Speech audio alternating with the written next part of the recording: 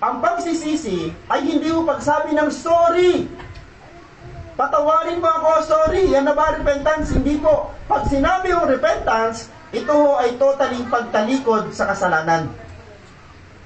Lord, patawarin mo ako. Ang kasunod dapat nun, hindi na yun ang gagawin mo paulit-ulit na kasalanan. Bagko sasabihin mo, Lord, patawarin mo ako. Yung kasalanan na ginawa mo, tatalikuran mo na yun. Ang tawag doon, pagsisisi. Yun ang tunay na repentance. Maraming mga tao araw-araw nagsisisi sa Panginoon, which is tamang gawin.